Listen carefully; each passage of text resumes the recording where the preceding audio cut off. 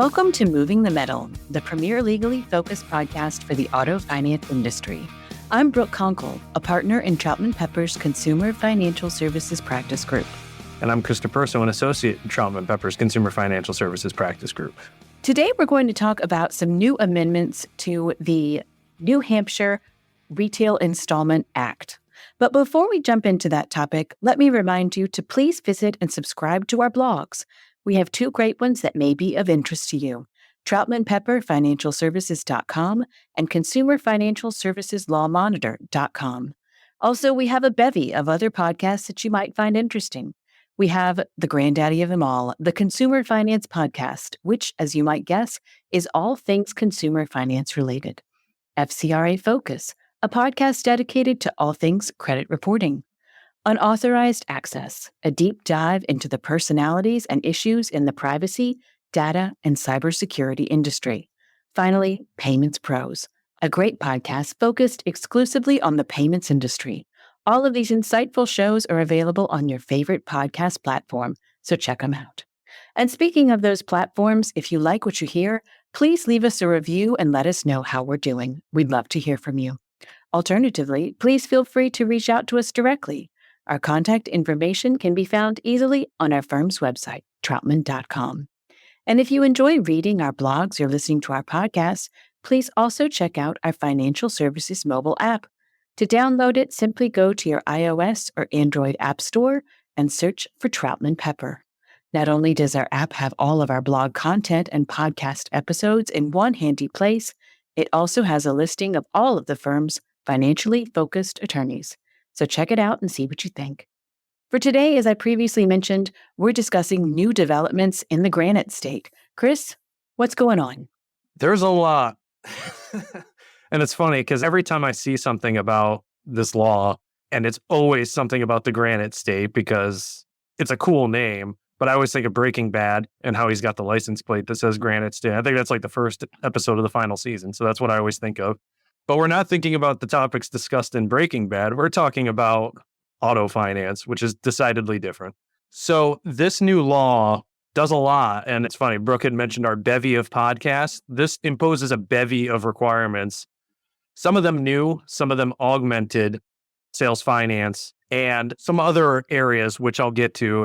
So that's a bit of a teaser. But Brooke, can you just describe generally, what we're talking about and how we got here? Certainly. So on August 2nd of this year, New Hampshire Governor Chris Sununu signed HB 1243 into law, and that bill significantly revised the current New Hampshire Motor Vehicle Retail Installment Sales Act. That's Chapter 361A of the New Hampshire Code. And Chris, I think by the time we heard about this new law, it had already been enacted, right? That is correct. And I'll talk about that a little bit later, but a July 1st effective date, which makes you say August 2nd was when it was signed. So why is it effective on July 1st? That's exactly right. Another teaser for later. So what does this new law do, and why should this be of interest to auto finance companies? Yeah, so as I alluded, this law does a lot. And, you wouldn't normally think of New Hampshire as the type of state that would get clients like ringing the phone off the hook asking about something, but it is, and it's because of what the law does. So I'm going to kind of go through the big changes, and they're in kind of an order of the law itself. This isn't, ranked in importance or anything like that. Everybody's going to find their own thing that's potentially horrifying about this, but I'm just going to go kind of in the law's order. So the first thing is there is an expanded definition of sales finance company. So as you might expect, it's a Retail Installment Sales Act. So it regulates sales finance. Usually they just regulate sales finance. That is not the case now in New Hampshire because the definition of sales finance company has been expanded to include any person acting as a lender, holder, assignee, or servicer under retail installment contracts.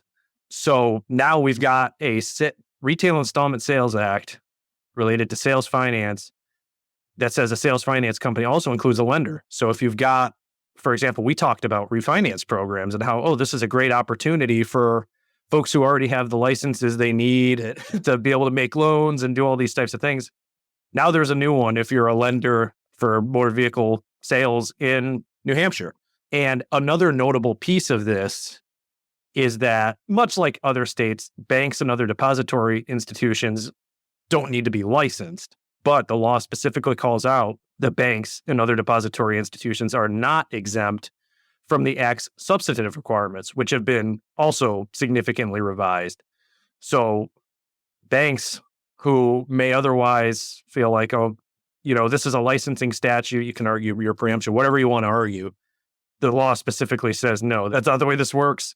Banks are subject to these requirements. And you think of the typical refinance, and usually it's going to be coming from somebody like that. So this impacts everybody pretty much in different ways. Some people, it's imposing licensing requirements that weren't there before. In other ways, now just these revisions are going to affect everybody who's subject to this law. So going off of that licensing point, one other thing to note is kind of the scope of licensure, because now the geographical scope of licensing requirements has been amended. Previously, this law, which was already there, required licensing only for persons engaged in the applicable business within the state, is what the law said. Now, the obligation extends to any non-exempt person, so basically any non-bank or financial institution, who engages in the applicable business within the state or with persons located in this state.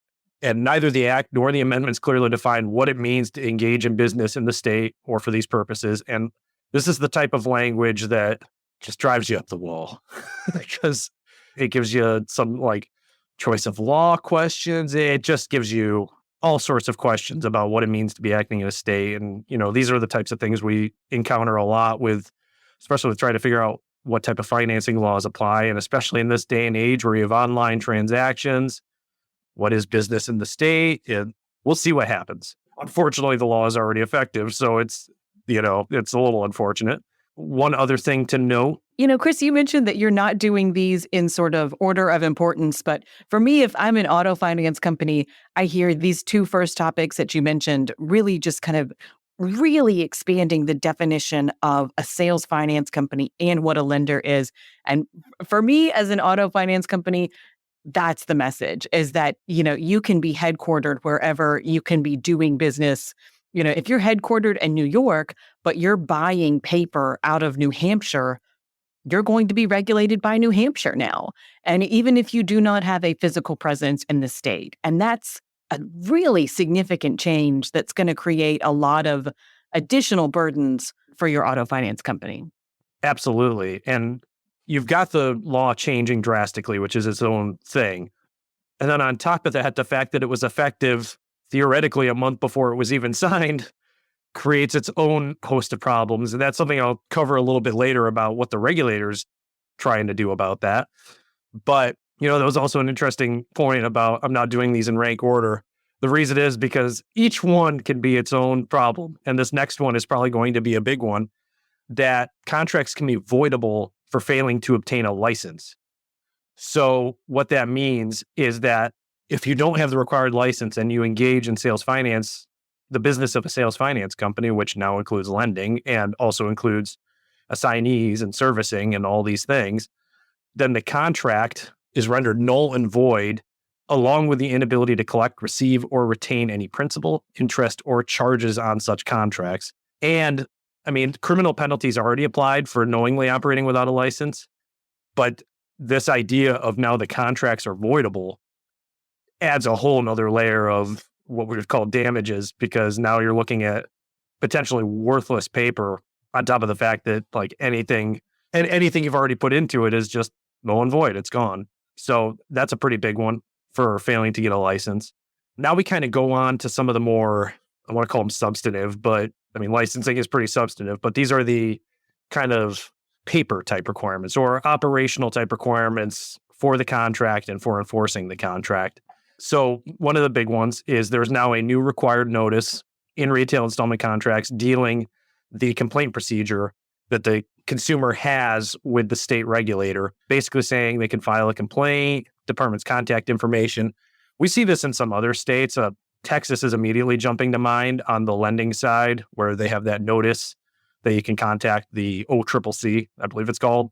So something similar here, where it's just telling the consumer they can contact New Hampshire. The problem is, I'm sure the regulator and the legislators thought, oh, it's a couple words. It's not that bad. These contracts could be pages. But it takes a village to create these things because you probably have a document vendor. You have to implement it into your system. It has to be coded. All these things that go into a couple sentences are pretty significant. So even just one notice can vastly change how you have to approach giving these contracts.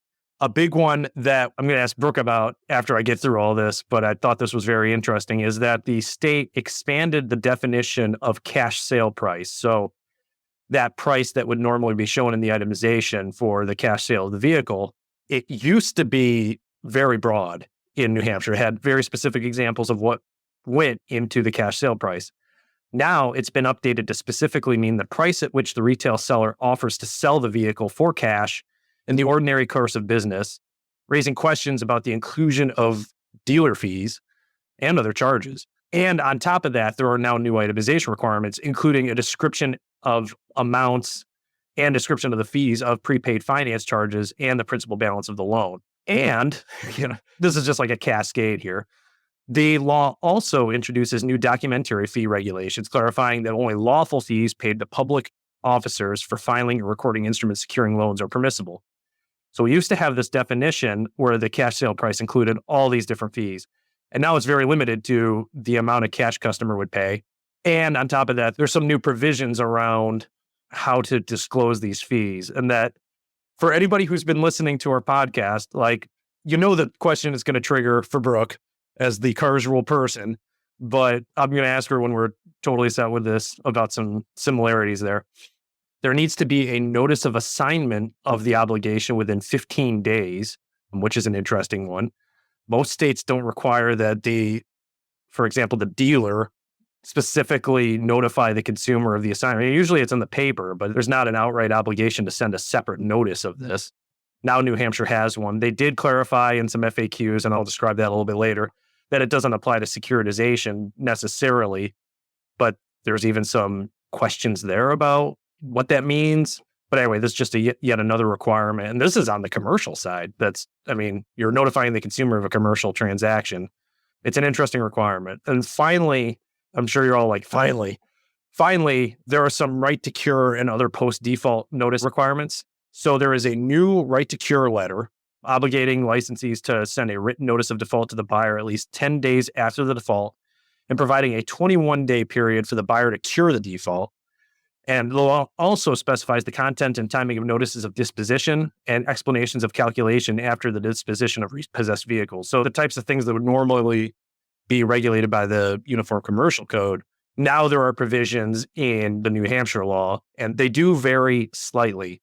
So there is a little bit of a difference there. Additionally, the lien release, the release of the lien that the finance company has, must occur within 21 calendar days of payoff, and the continuation of interest after repossession is prohibited. So both those create some very interesting problems, honestly, because the releasing the lien within 21 calendar days, it's a shorter period. And then the continuation of interest idea for, this law notably doesn't give the consumer a right to reinstate or, pay the past due amounts and get the car back and just have the contract continue as it was and pretend none of this ever happened. We go happily continuing to pay the contract. But a lot of finance companies do offer that. They offer the right to reinstate as a consumer-friendly thing. So you don't have to pay the entire right to redeem and just end the contract. But now they're saying you can't have interest after repossession. So you've got this period where the consumer is just kind of getting free credit after it gets repossessed before a finance company may offer a generous right to reinstate. So there's some it's strange to impose that. And it probably makes finance companies think what?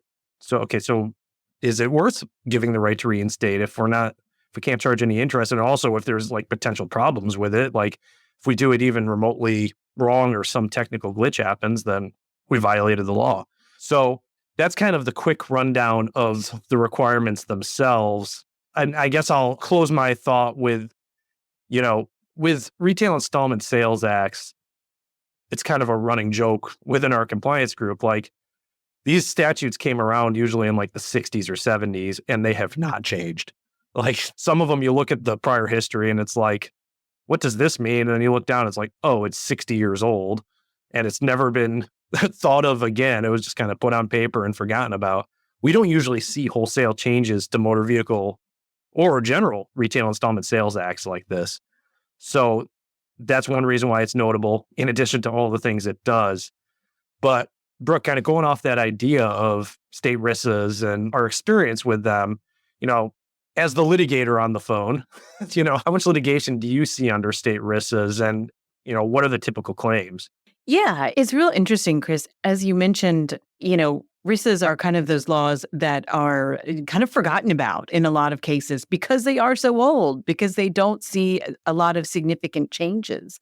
And when we see litigation, really, it's not under the RISA itself. It's under the State Consumer Protection Act, and really using the requirements of the RISA as a springboard for a Consumer Protection Act claim, because as we all know, there has to be a hook for attorney's fees, and usually that's found in the State Consumer Protection Act. So when I look at sort of the new changes to the New Hampshire RISA, these are significant, and they're going to get plaintiffs' lawyers' attention. Specifically, the definitions make a big difference for the auto finance companies, but it's the requirements that you listed out that are going to make a difference for plaintiffs' lawyers. And that's really where we are probably going to see the action in New Hampshire is, did the auto finance company give the correct and appropriate disclosures at a notice of assignment? Did that happen? What about the right to cure and other default notice requirements? Were those followed? And those potential violations are going to be a springboard for a potential Consumer Protection Act claim. So, Chris, as we talked about, this law has, interestingly enough, a retroactive date. Luckily, we hear about it in August. And hey, what do you know? It was in effect July 1. So how often does that happen? And, what are regulators doing about this, like all of these new changes that have sort of, been foisted on the industry? Yeah, it's funny. Like, anytime there's a new law, as lawyers, we always go to see what the effective date is. And it's like 6 months from now? Oh, no. I mean, that's pretty quick. A year from now? I mean, that's better, but it's still pretty quick to implement all the things we kind of discussed earlier, coding, getting new forms, all those things. You kind of hope you have a little bit more time than that. I don't know if I've ever opened up a law, looked at the effective date, and it was a month ago. I think that's a new one for me personally. It's weird. And there was a reason for the weirdness, because they had proposed the bill, and the New Hampshire Banking Department specifically requested that the legislature delay the effective date of that new law until January 1, 2025, which, would give the because it was signed on August 2nd, 4 months, but certainly better than -1 month. But they didn't follow that. They didn't respond affirmatively to the banking department's request. My understanding is that was based on a fear that going back in and changing it might kill the bill. So they just let it go. It seems like a punt, to be honest. It's like, well, the legislature's like, oh, we'll get the bill passed. It's your problem.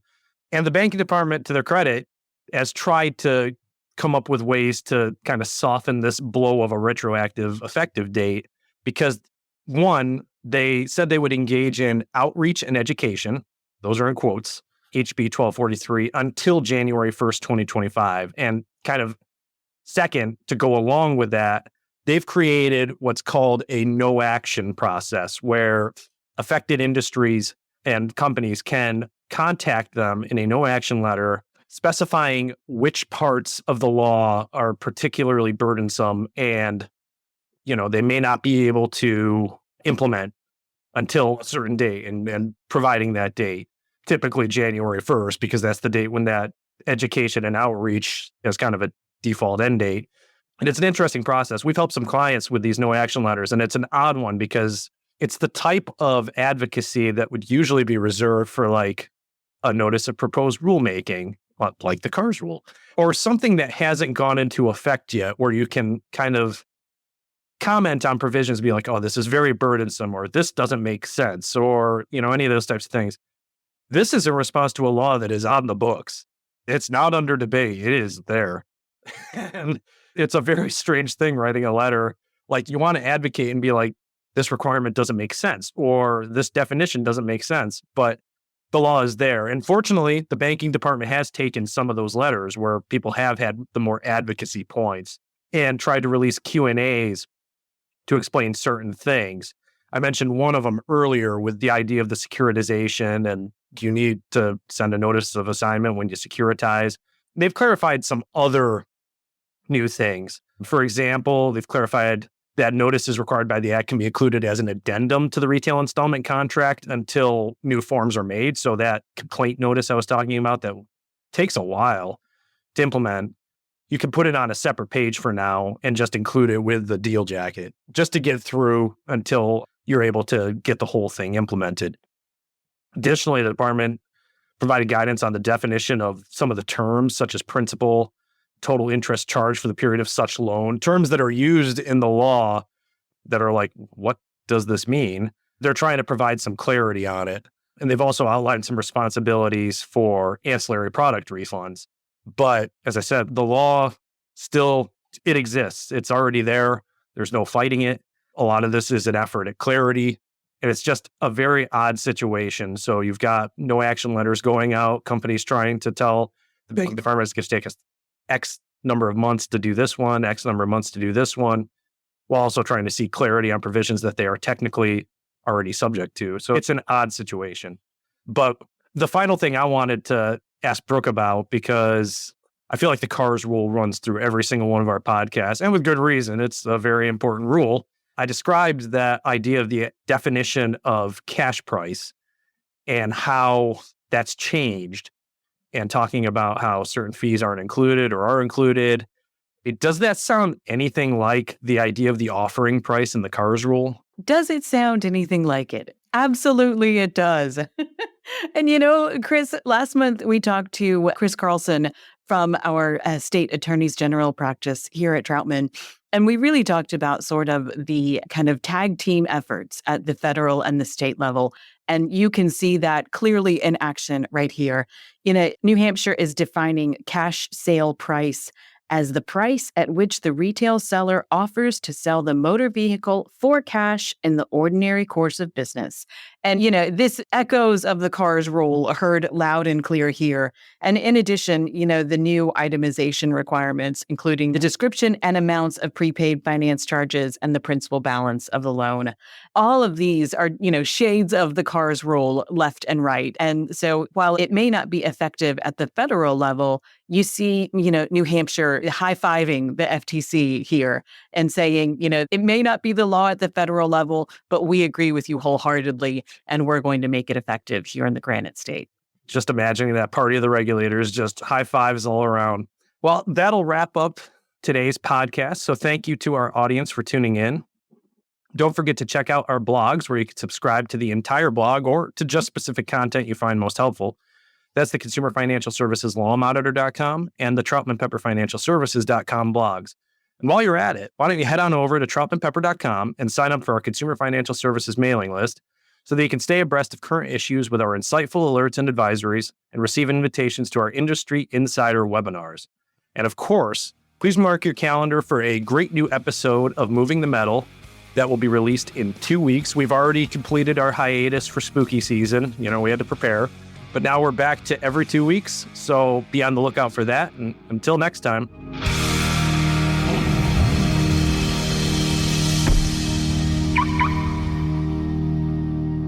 Copyright Troutman Pepper Hamilton Sanders, LLP. These recorded materials are designed for educational purposes only. This podcast is not legal advice and does not create an attorney-client relationship. The views and opinions expressed in this podcast are solely those of the individual participants. Troutman Pepper does not make any representations or warranties, express or implied, regarding the contents of this podcast. Information on previous case results does not guarantee a similar future result. Users of this podcast may save and use the podcast only for personal or other non-commercial educational purposes. No other use, including, without limitation, reproduction, retransmission, or editing of this podcast may be made without the prior written permission of Troutman Pepper. If you have any questions, please contact us at troutman.com.